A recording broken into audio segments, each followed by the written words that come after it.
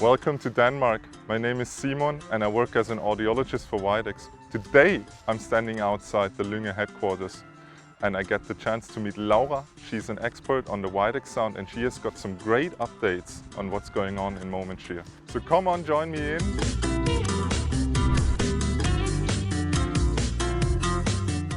Let's start the day by meeting our first expert, Laura. And Laura is a research specialist, so she knows all about sound, especially in Widex products, of course.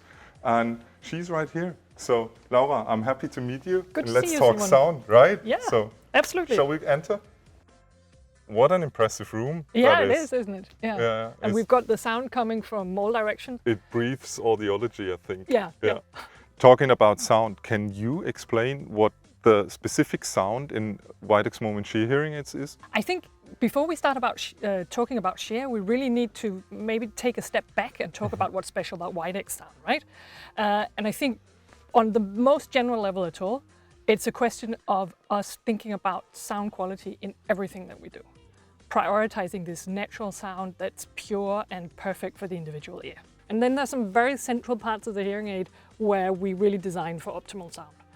And the filter bank is one of them. I think you'd probably agree that it's... You can really analyze the sound there, exactly. Right? So, so the idea is you need the analog signal to become digital. Sure. And that's where the filter bank plays a big role. Yeah.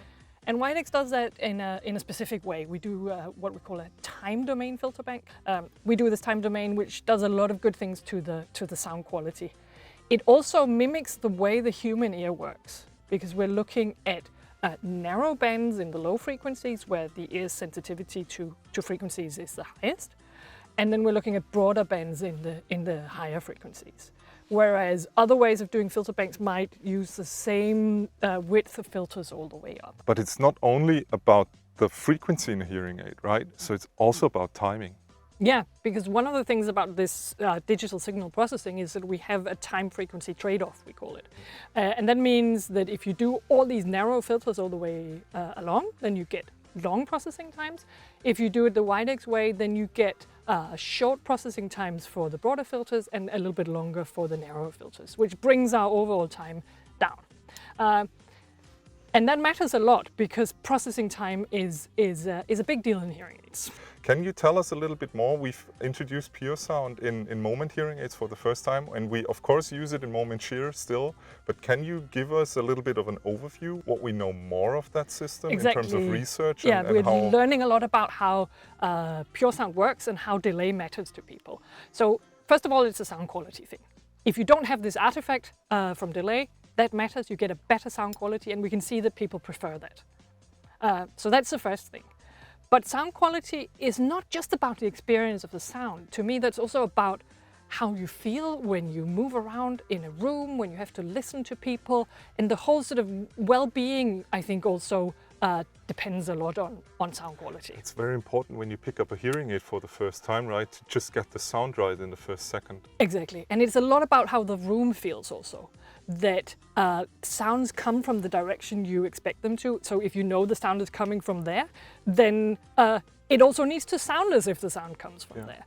And that's one of the things we hear both from patients telling us and in some of our research that pure sound is really superior on this. So basically that also, I think, reflects how you are position yourself in a room or how you perceive that your position in the room. It's very important that I feel like I'm in an orchestra when I'm actually standing, or a theater when I'm actually standing there. Yeah, so some of our colleagues in the US have done a study where they looked at how good people were at discriminating listening positions in a room, and we see that there's a solid advantage for pure sound there over standard delay hearing aids. And I think one of the reasons why that matters is also that, I mean, obviously you know your listening position in the room, but you want the auditory percept, what you hear and the sound you hear, to match what you know about your position in the room. Otherwise you get this feeling of, it's not quite right. You feel detached from the situation and you just want to be in it. Yeah. So the pure sound signal gives our brain more information, and I think that's also very valuable to situations in noise, for example, a restaurant. Can you reflect on that a little bit? So what we've done is some EEG studies. We've had one that's already published and one on the way, where we put hearing aids on people's ears and then we put electrodes on their heads so we can measure the electrical currents from their scalp. completely non-invasive, but we get a picture of what's going on in the brain. And what we see with pure sound is that the neural response to a speech signal looks a lot more like that speech signal than if you have delay in the hearing aids. So you get a more robust brain response, basically, and you get something that's more like the real thing.